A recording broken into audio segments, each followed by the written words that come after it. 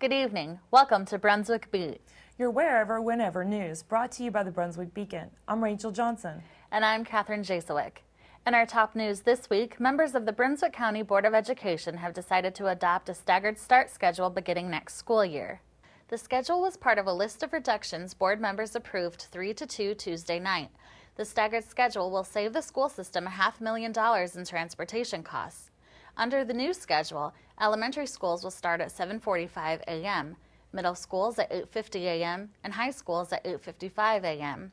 Board members Bud Thorson and Catherine Cook cast the opposing votes. I think the biggest issues were the kids that were going to be in high school and be getting out late, getting home late, may have to forfeit jobs that they would have. They would also not be able to do, well, they'd be able to do the sports, but it's just going to be going into later in the night. This is one of many budget reductions board members approved in hopes of closing an estimated $5.7 million budget gap. Log on to www.brunswickbeacon.com to see the complete list.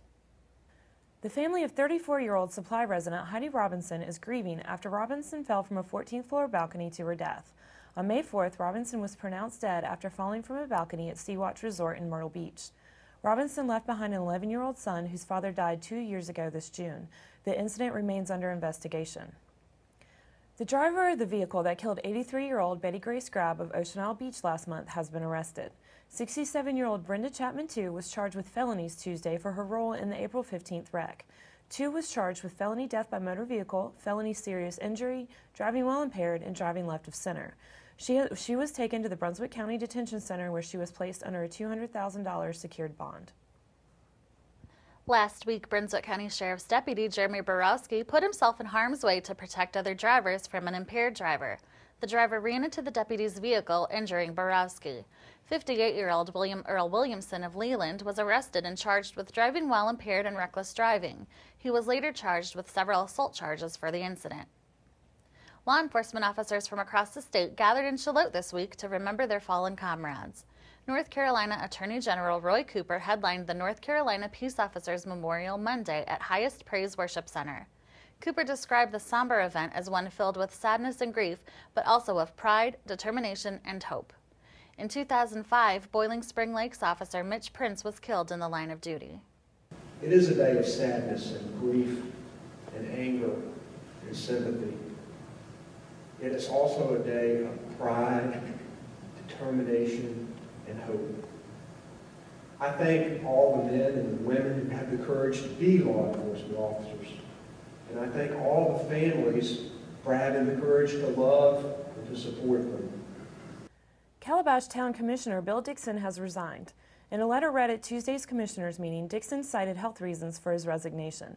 Dixon has not attended board meetings since the Beacon took the board to task for the March 8th closed meeting discussion about possible purchase of property Dixon owns next to the future Calabash Town Park. Dixon offered to sell the property on Persimmon Road to the town for $145,000. Dixon also said his plan is to move outside town limits. Authorities are searching for a missing Leland teenager. 16-year-old Gregory Allen Eason was last seen Monday leaving his home on foot. He was wearing blue shorts and a white shirt and had a red backpack with him. He is 5 feet 10 inches tall and weighs 140 pounds with blue eyes and brown hair. He is possibly headed to Georgia to see his girlfriend. Anyone with information about Eason is asked to contact the Sheriff's Office at 253-2777. A Supply woman has joined her son in jail. 76-year-old Delphia Mae Marlowe Bryant of Supply was arrested for attempting to smuggle a weapon to her son, murder suspect Craig Bryant, in the Brunswick County Detention Center on Monday, May 2nd. Delphia Bryant signed into the detention center. She then presented 2 money orders and a box of Flonase prescription nasal spray to detention officers to transfer to Craig Bryant. Following protocol, the detention officers gave the medicine to the jail nurse, who found a single-edged razor blade inside the box. A prostitution sting in Charlotte led to the arrest of 2 women. 34-year-old Melissa Gail Woods of Charlotte was charged with soliciting prostitution, soliciting crimes against nature, misdemeanor conspiracy, and non-support of a child. 19-year-old Coraline Holleran of Supply was arrested and charged with soliciting prostitution, soliciting crimes against nature, and several felony drug charges. Charlotte police are searching for a suspect involved in a check scam. Officers say a male suspect has repeatedly used stolen checks and IDs at the Charlotte Walmart. The suspect is a largely built male with a beard and ponytail. He wears jeans and a button-up shirt, and he always wears a baseball cap when he goes into the Walmart. The second suspect is an olive-skinned male with a black goatee. Anyone with information is asked to contact the Charlotte Police Department at 754-6008 or 754-3713. 4 Town of Charlotte firemen recently received medals for their bravery and compassion. Deputy Chief Rick Savage and Engineer First Class Chris Heath were awarded the Distinguished Service Medal. Lieutenant Justin Ward and Firefighter First Class John Petrie were awarded the Medal of Gallantry. During the awards ceremony, Nancy Hewitt shared her experiences with the fire department coming to her aid as first responders. She said they need to be thanked every day for their service. Read more about these stories and find out what's happening in your community in this week's Beacon. It's available on newsstands now. Hi, I'm Laura Lewis, staff writer for the Brunswick Beacon. Do you know of an upcoming event or an interesting person in Carolina Shores, Calabash, or Sunset Beach who you would like to see featured in the Beacon? If so, I want to hear from you. Give me a call at 754-6890 or send me an email at llewis@brunswickbeacon.com. You can also visit our website and submit news there at www.brunswickbeacon.com. Click the Submit News icon in the upper right-hand corner of the screen. Let us know where you'll be, and we'd like to be there too, especially if it means that I get to visit one of the towns on my beat.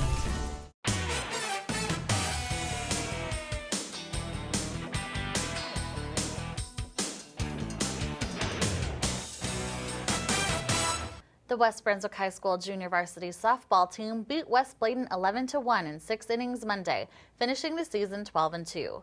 West clinched the conference title by winning 6-3 May 5th at East Bladen. Winning pitcher Amanda Trapp gave up 3 hits, walked 1, and struck out 6 against West Bladen. West scored 7 runs in the 3rd inning. Last year, West was the unbeaten conference champion. Over 2 seasons, the junior varsity softball team is 28-2. West Brunswick High School senior Kayla Paget won the discus throw in the Class 3A Regional Saturday at Nash Central High School. Paget threw the discus 139 feet and 1 inch. The meet was the qualifier for the state meet Friday at North Carolina A&T University. The top 4 in each event advanced to the state meet. Paget also finished second in the shot put with a distance of 38 feet and 5 inches.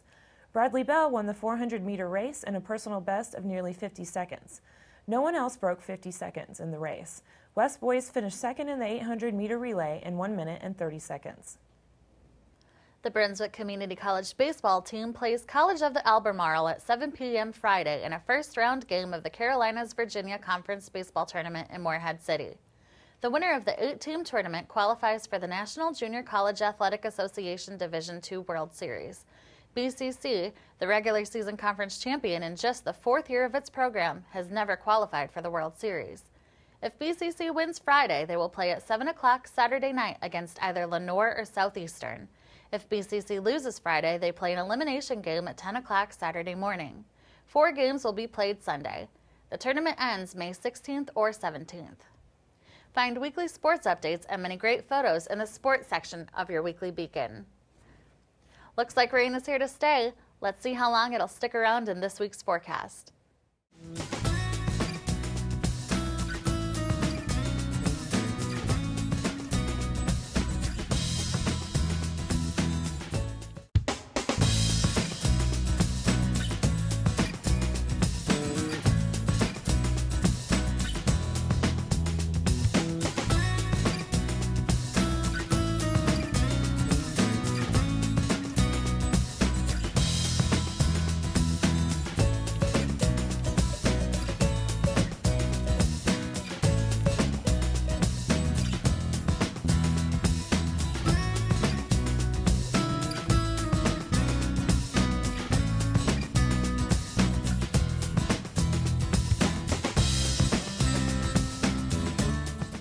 Hi, I'm Catherine Jasowick, photographer at the Brunswick Beacon. This time of year, Brunswick County is as pretty as a picture. Do you know of a picturesque location? Let us know and we'll come take a picture of it. You can send us an email at editor@brunswickbeacon.com or you can log onto our website, www.brunswickbeacon.com. click the Submit News icon in the upper right-hand corner of the screen. Let us know exactly where to be and we'll come with our cameras in hand.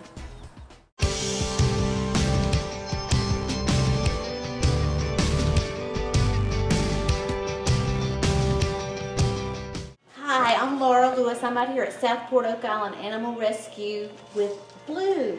He is a beautiful, big, gray cat. He's been neutered. He's had all his shots, and he is about 6 years old. He's just among the many cats and dogs available for adoption here at the No Kill Animal Rescue Facility.